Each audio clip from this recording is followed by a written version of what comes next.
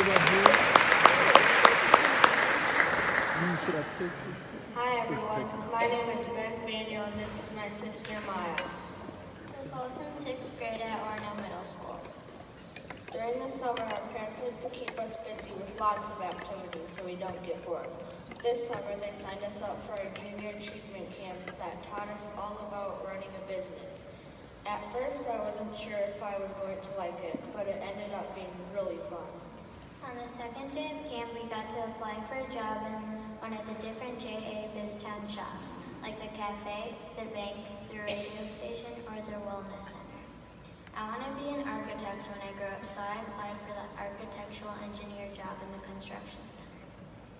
I thought it would be fun to work with my sister, and it sounded cool to be able to build stuff, so I signed up for the construction center too. We got to do lots of cool things like measuring the wind energy turbines and building a bench for the J. Biztown Community Park. There were only 3 of us working in the construction center and there was a lot to do. So we learned to work as a team. No one was really the boss. We all worked together to get the job done. I really liked doing something that helped other people. After we finished building the bench, other kids started hanging out on it during their work breaks. That was cool to see. I learned that not everything you do is about making money. Sometimes it's about doing good things for the community around you. Yeah, and I learned that if you have a skill, you can use it to make a big impact in the community. Our next laureates have a lot of skills that they use to make our community a better place. David is a boss at Mortenson Construction. I was excited to hear that because Mortenson Construction was where we worked at J. Biztown. Kate is in charge of the NCAA Final Four basketball tournament that's coming to Minneapolis next year. She and her team are working hard to get everything ready so that people see all the awesome things about our state. Lots of people call them a power couple. Let's learn more about how David and Kate Mortenson use their skills to strengthen our community.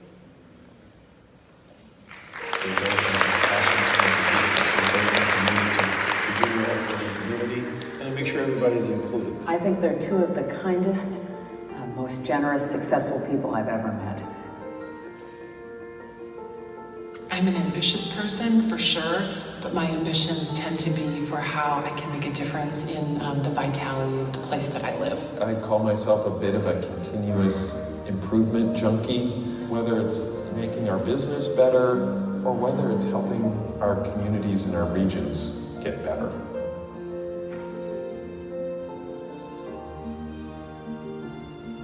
My husband's business is a family business that's in, generation 4 now. Well, if you grow up in the Mortenson family, you grow up in the construction business.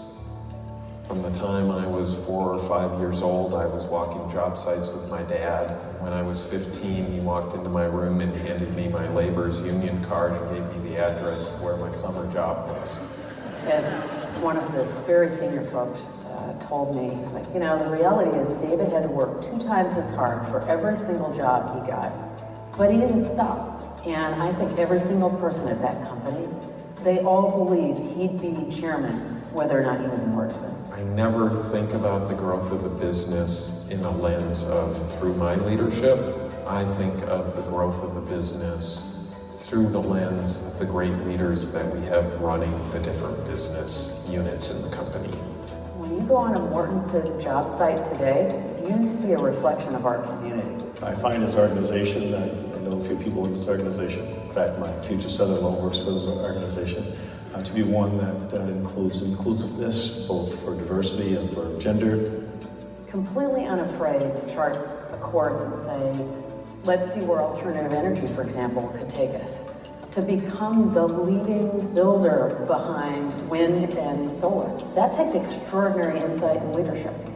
It's the coolest thing about our business is we are actually helping the community and businesses transform themselves through the design and construction process. And the amount of energy and excitement when somebody's there cutting that ribbon, knowing that they're going to have the opportunity to walk into a new office or enjoy a new entertainment venue, it's spectacular. When it came time to dedicate US Bank Stadium, I thought that was a profound moment for not only the stadium and the community, but the company. He took the stage and he only held it for about 30 seconds. And this could have been a huge moment for him personally and his family. And instead, in about 30 seconds, he ceded the stage to the superintendent on the project and gave all of the laborers credit for that amazing achievement. What I loved about that moment is he didn't think twice. It was authentic. It's exactly who he is.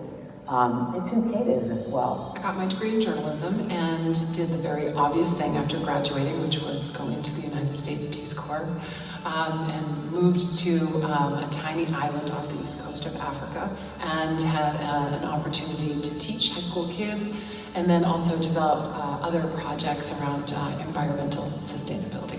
Kate's a bit of an entrepreneur. It doesn't matter whether she's chairing the governance committee at NPR or part of the executive committee at our local school or running what's really the second largest sporting event in America. Let's take, for example, Kate being the CEO of the NCAA Final Four. Now, a lot of people would take that and say, well, my mission is to run the best Final Four game I could possibly come up with. Instead, Kate thought about it for about 2 seconds and said, this is so much more. I need to think about what does this mean for the next 20 years in Minnesota, in Minneapolis, and the Twin Cities. To have that point of view and to bring that perspective to bear, I have no doubt we will be a destination because of what Kate has done. Leading the Final Four project is, for me, the opportunity of a lifetime to really bring together the care and commitment that I have for our community and the different ways I want to see it thrive and do well. It's basketball, but behind it is it's business. It's building the community. We really see an opportunity to make much more of an already pretty spectacular 4-day national sports event. People will realize, I surely didn't realize, how much heavy lifting goes on. She's got a team of young, talented individuals that she's leading. If you're building an entire operation from scratch, what does inclusion look like in that? And so I had the opportunity to put together really the A team, but not necessarily the team that had that opportunity previously. And I think one of the important legacies that we'll leave is we'll show the excellence that we can deliver with and through the talents of underrepresented people to give us increasing confidence that our growing diversity is an incredibly powerful and good thing. I wish I could tell you the amount of time and hours that go into making sure that this thing is being prepared for. If preparation is going to be an indicator of how successful it's going to be, we're going to have the most successful one ever. Family is the foundation of everything for them. Family is the source of strength. Family is the source of, I think, their bedrock values. I think it's one of those, it's that pay it forward thing where you do good and the next person will do good and then the community survives and thrives as a result. Both for Kate and I, our desire to be responsible stewards, it's part of our faith and a call for what our purpose is here in the Twin Cities and in life. I think young people, they need to see possibilities for themselves. And sometimes with entertainment and culture, you're only getting a glimpse at a very narrow slice of life, and you're missing all of these wonderful ways that you can make a living, engage in community. I'd give any young man or woman the same advice my parents gave me, which was find your passion and work hard at what you do. Please welcome 2018 Junior Achievement of the Upper Midwest Business Hall of Fame laureates, Dave and Kate Mortenson.